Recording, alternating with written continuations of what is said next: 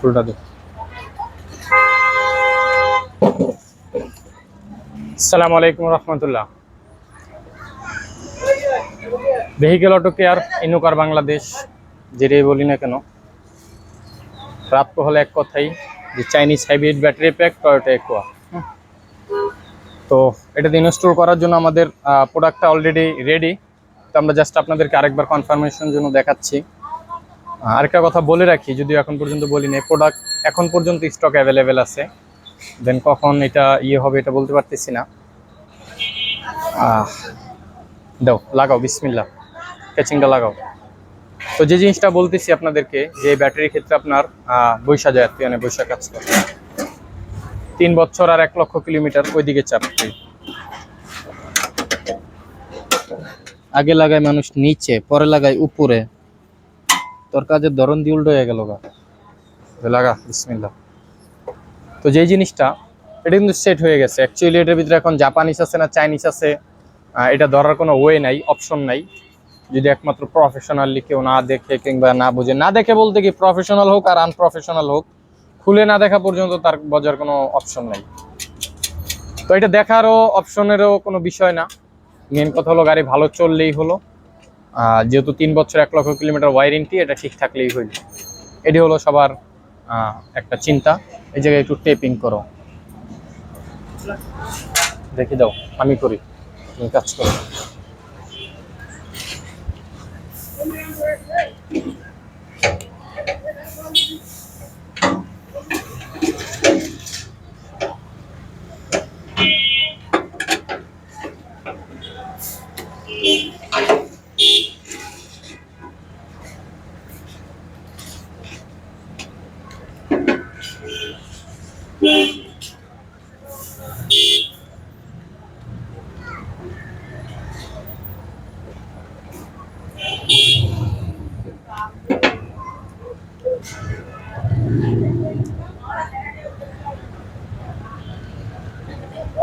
লাগাও। তো আপনারা দেখতেছেন আমার পিছনে যে গাড়িটা আছে, টয়োটা নোহা হাইব্রিড। এটা মূলত অ্যাক্সিডেন্ট হয়েছে, এটা রিভিউ আপনাদেরকে দেখাইছি। বাম পাশে যেটা আছে, ডাইন পাশে আমার, এটা হলো টয়োটা এক্সিও ফিল্ডার হাইব্রিড। হ্যাঁ, এক্সিও ফিল্ডার। ওইটার একটা প্রবলেম আছে, ইনশাল্লাহ চেষ্টা করব। আর এটা একটা ক্রিটিক্যাল প্রবলেম, কিন্তু বেশিরভাগ গাড়িরই হয়, কিন্তু কম লোক এটার সলিউশন দিতে পারে। তো ইনশাল্লাহ চেষ্টা করব। আর আরেকটা বিষয় হলো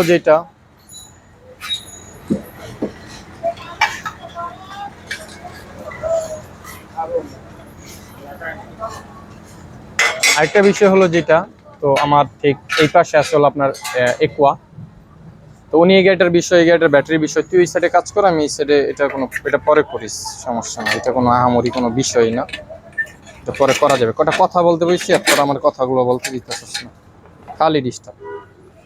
তো যেই জিনিসটা, তো এটা হলো বিষয়। তো উনি অনেক জায়গায় খোঁজ নিয়েছেন এই ব্যাটারি সম্পর্কে, ব্যাটারির কন্ডিশন, আদারওয়াইজ সব কিছু মিলিয়ে যে আল্লাহ সুবহানাহু ওয়া তাআলা এখানে পাঠাইছেন, চলে আসছে। তো যেটা আপনাদেরকে আগেও বলছিলাম, বেশি সময়ের পরিচয় না।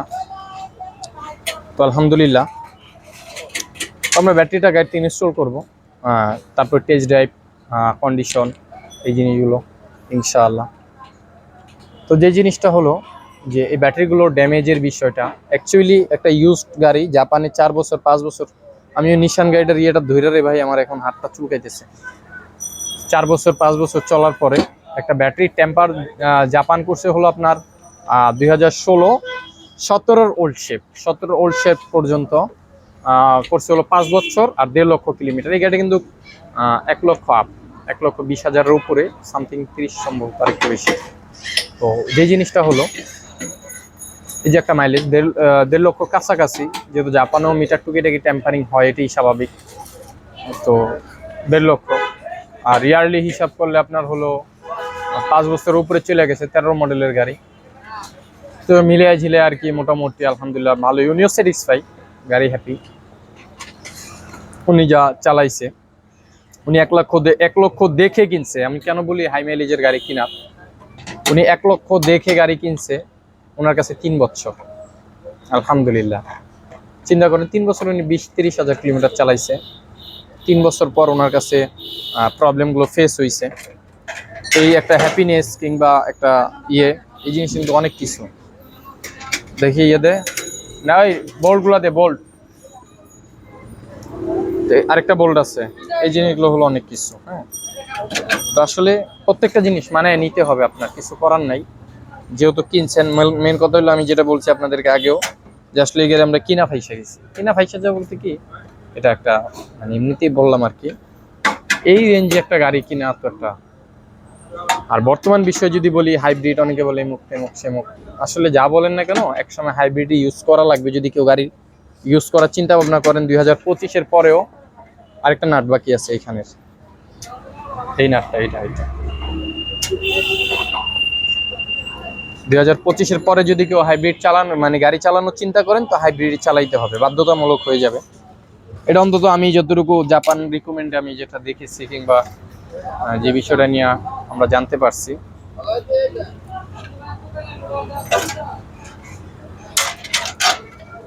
তো এইটা হলো একটা বিষয়। তো তরেমকো সিনারটা খুললে এখানে লাগানোর জন্য দা নে।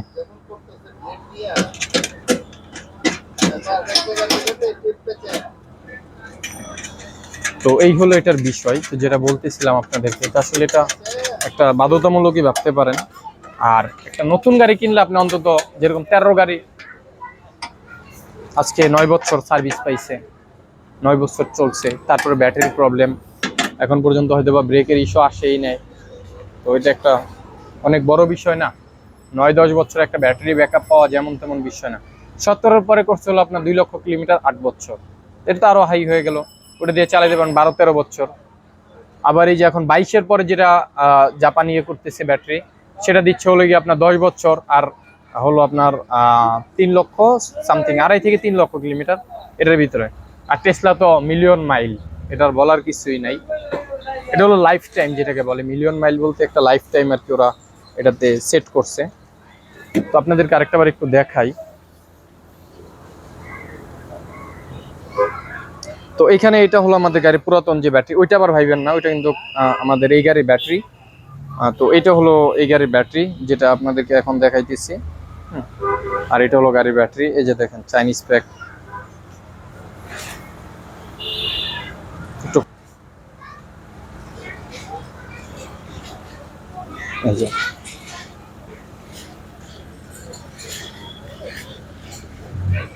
এই হলো ব্যাটারি, আর এই হলো অবস্থা। ব্যাটারি এখন সেট করা শেষ। কুলিং ফ্যানটা নে।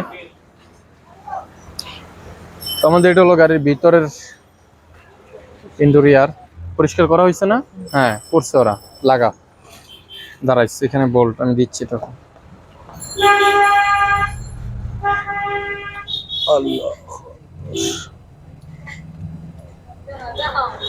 নে এনে।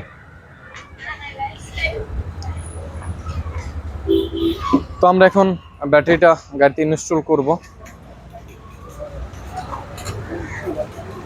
ইনশাআল্লাহ।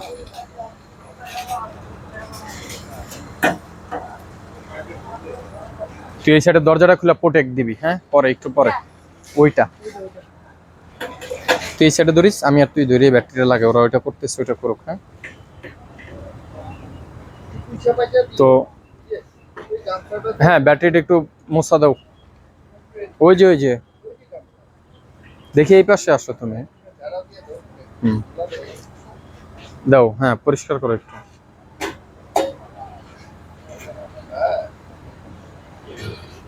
সাইডগুলো একটু ইয়ে করে দাও।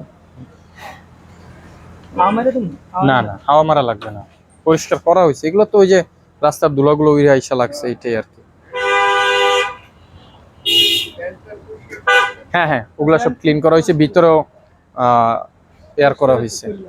খুলে রাখ।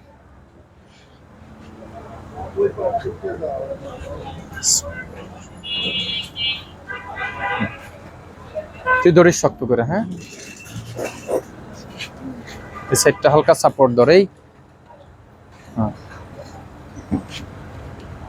হাত কাটিস না আবার।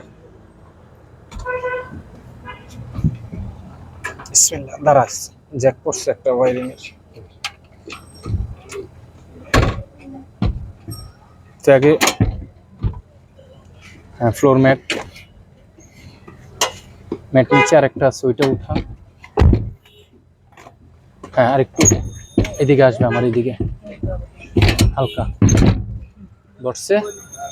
তোর সাইড বসা বসা বসছে। হ্যাঁ হয়ে গেছে।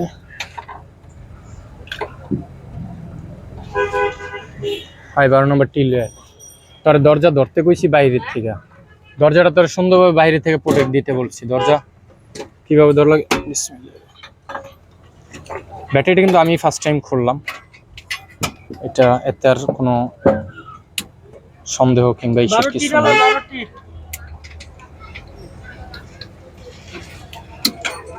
বারো আর 10 টিল।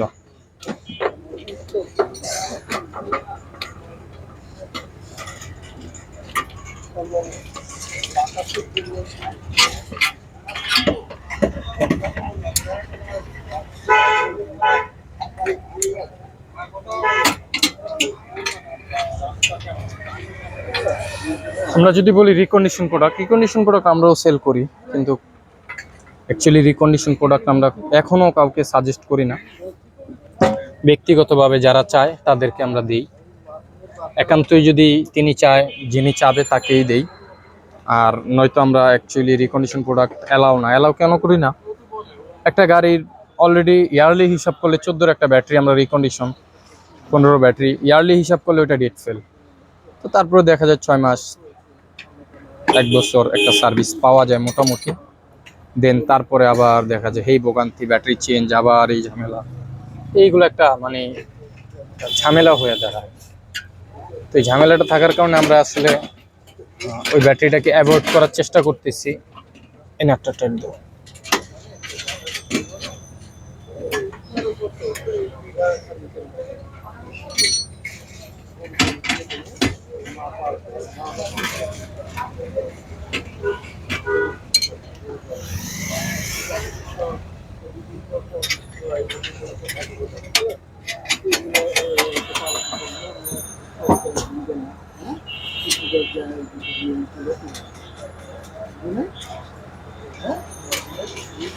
এই হলো ব্যাটারি।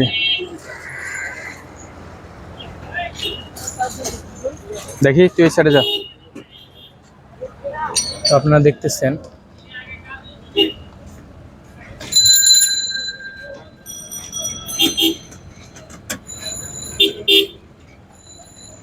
দেখি ওটা দেখ।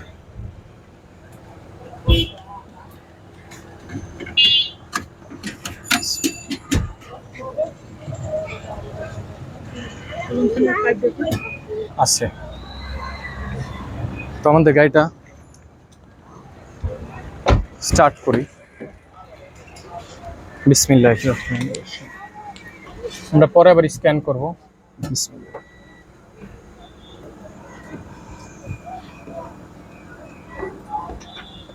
আলহামদুলিল্লাহ গাড়িটা স্টার্ট হয়ে গেছে। যেহেতু আগে ব্যাটারি ইস্যু ছিল, আপনারা এখনো দেখতেছেন ব্যাটারি যে ইস্যুটা ছিল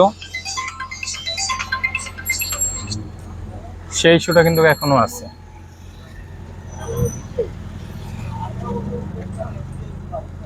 কারণ আমরা কোডগুলো এখনো স্ক্যানিং করি নাই, এই জন্য এখনো রয়ে গেছে।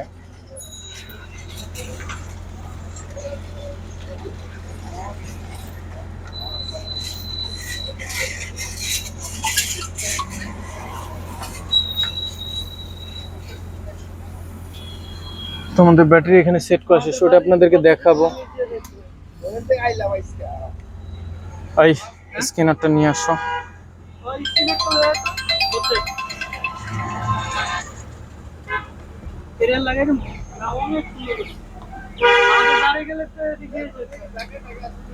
তো আমরা ইনশাল্লাহ একটু পরে টেস্ট ড্রাইভ করবো, এগুলো সব সেট করে তারপর আমরা গাড়িটা করব। তো এই পর্যন্তই রইল। সকলে ভালো থাকবেন, সুস্থ থাকবেন, সকলের জন্য দোয়া রাখবেন ইনশাআল্লাহ। এই রিভিউটা এই পর্যন্তই রইল। সকলে ভালো থাকবেন। আসসালামু আলাইকুম রহমতুল্লাহ। আল্লাহ হাফিজ।